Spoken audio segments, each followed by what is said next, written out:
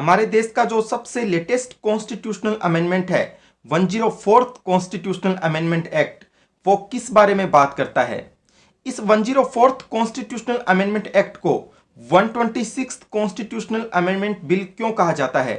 और इस अमेंडमेंट से रिलेटेड जो ईयर है, जो साल है, वो किसी बुक में 2019 तो किसी बुक में 2020 क्यों दिया हुआ है? ये डिफरेंस किस वजह से है? जानेंगे इन सारे के सारे सवालों का जवाब आज की इसी वीडियो में।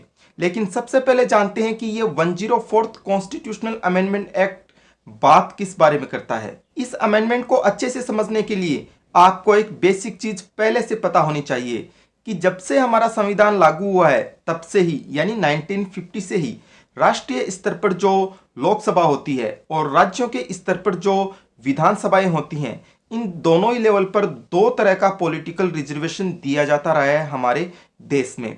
पहली तरह का पॉलिटिकल रिजर्वेशन तो एससी और एसटी कैटेगरी के लोगों के लिए, और दूसरी तरह का political reservation Anglo Indian community के लोगों के लिए। लेकिन इस पॉलिटिकल रिजर्वेशन की जो सबसे खास बात थी वो ये थी कि संविधान के लागू होते समय यानी 1950 में इस तरह के रिजर्वेशन की व्यवस्था की गई थी केवल अगले 10 साल के लिए। लेकिन 1960 में ये 10 साल की अवधि पूरी होने से पहले ही इसे अगले 10 साल के लिए और बढ़ा दिया गया, और उसके बाद से ये सिलसिला लगातार चला आ रहा है। जो ही ये 10 साल की अवधि खत्म होने को आती है, उसके खत्म होने से पहले ही जो भी गवर्नमेंट पावर में होती है वो इस सिस्टम को अगले 10 साल के लिए कंटिन्यू कर देती है।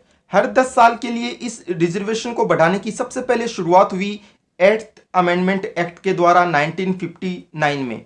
इस एक्ट के द्वारा यह व्यवस्था की गई कि रिजर्वेशन का यह सिस्टम 10 साल के लिए नहीं बल्कि संविधान के लागू होने के बाद से 20 साल तक के लिए बना रहेगा। इसके बाद में 23rd अमेंडमेंट के द्वारा 1969 में यह अवधि 30 साल के लिए कर दी गई।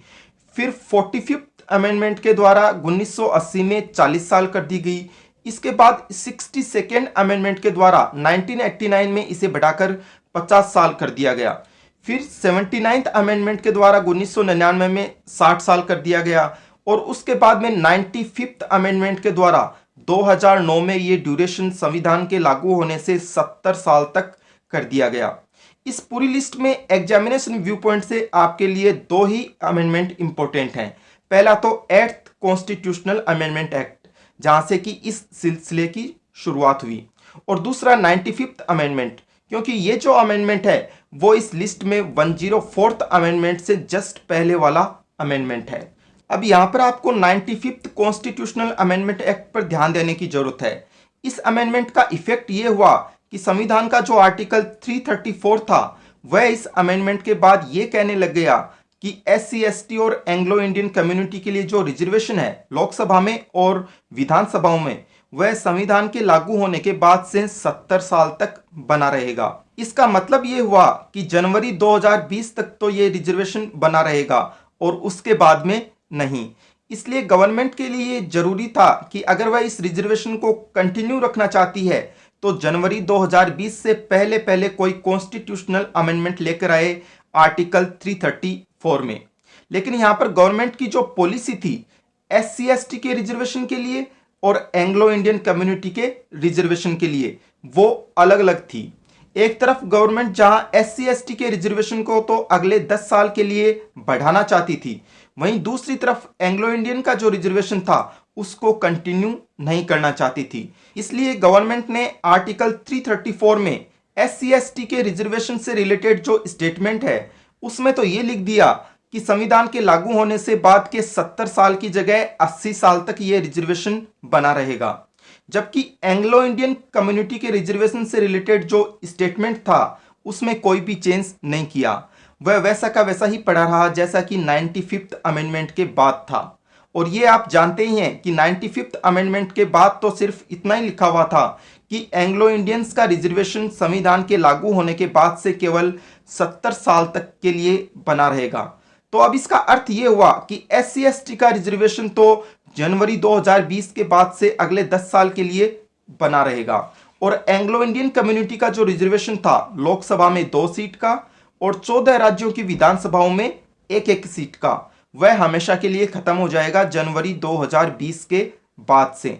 इस पूरे के पूरे डेवलपमेंट को शॉर्ट में आप ऐसे ध्यान में रख सकते हैं कि 104th अमेंडमेंट के द्वारा SC/ST के रिजर्वेशन को तो 10 साल के लिए हमेशा की तरह बढ़ा दिया गया, जबकि एंग्लो इंडियन रिजर्वेशन को खत्म कर दिया गया। नाउ नेक्स्ट क्वेश्चन, ये जो 104वां अमेंडमेंट एक्ट है, इसको 126वां अमेंडमेंट बिल क्यों कहा जाता है? इसका कारण ये है दोस्तों कि कोई भी जो बिल होता है वो एक्ट तभी बनता है जब वह न केवल पार्लियामेंट से पास हो जाए बल्कि उस पर राष्ट्रपति के साइन भी हो जाएं। इसका सीधा सा मतलब ये हुआ कि अभी तक इंडियन पार्लियामेंट में हमारे कॉन्स्टिट्यूशन को अमेंड करने के लिए 126 बिल लाए गए हैं, लेकिन इन 126 बिल में से केवल 104 बिल ही पार्लियामेंट से पास हो पाए हैं। यानी अभी तक ऐसे 104 अमेंडमेंट बिल ही हैं जो एक्ट बन पाए हैं और बाकी जो 22 बिल बच गए वो पार्लियामेंट से पास नहीं हो पाए। और जब पार्लियामेंट से पास ही नहीं हो पाए तो प्रेसिडेंट के साइन का तो सवाल ही नहीं उठता।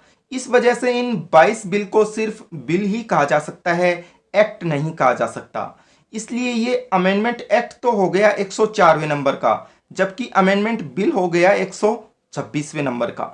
Now next question, 104th constitutional amendment act के साथ किसी बुक में तो आपको 2019 लिखा हुआ मिलेगा और किसी बुक में आपको लिखा हुआ मिलेगा 2020। इन दोनों में से कौन सा सही है और कौन सा गलत, ये समझने के लिए आपको 2-3 बेसिक चीजें जाननी होंगी। सबसे पहले तो ये कि इस 104th अमेंडमेंट एक्ट के लागू होने की जो डेट है वो है 25 जनवरी 2020। दूसरी वो इंपॉर्टेंट चीज जो आपको पता होनी चाहिए वो ये है कि इस एक्ट के बनने की जो डेट है, यानी जिस डेट को राष्ट्रपति ने इस एक्ट पर साइन किए वो डेट है 21 जनवरी 2020। लेकिन ये दोनों ही डेट आपके लिए एग्जामिनेशन व्यू पॉइंट से बहुत ज़्यादा महत्वपूर्ण नहीं है। हमारे लिए जो महत्वपूर्ण डेट है वो है इस एक्ट के टाइटल में लिखी हुई डेट। इस फोटो में आप आसानी से देख सकते हैं कि इस एक्ट का जो टाइटल है उसमें साल का जो नंबर लिखा हुआ है वो है 2019। यही वो ईयर है, यही वो साल है जिसको आपको इस एक्ट से रिलेट करना है, क्योंकि 2020 तो केवल तभी काम में आएगा जब आपसे पर्टिकुलरली ये पूछ लिया जाए कि ये एक्ट कौन से साल से लागू हुआ है। लेकिन इस तरह से तो बहुत ही कम पूछा जाता है एग्जाम्स में, इसलिए जनरली तो आपको केवल 2019 को ही रिलेट करना है, याद करना है इस एक्ट के साथ। अब यहाँ पर एक और जो कंफ्यूजन आपको हो सकता है वो ये है कि आखिर इसका पता कैसे लगाएं कि किसी एक्ट के टाइटल में कौन सा ईयर लिखा हुआ है। तो इसका बहुत आसान सा तरीका ये है कि आप गूगल पर जाइए और टाइप कीजिए 104 कॉन्स्टिट्यूशनल अमेंडमेंट PDF। ये लिखते ही आपको ये PDF मिल जाएगी जिसमें ये पूरा का पूरा एक्ट होगा और इस एक्ट की शुरुआत में ही आपको मिल जाएगा इस तरह का टाइटल, और इस टाइटल में जो ईयर लिखा हुआ होगा वही ईयर आपको ध्यान में रखना है उस अमेंडमेंट के कॉन्टेक्स्ट में।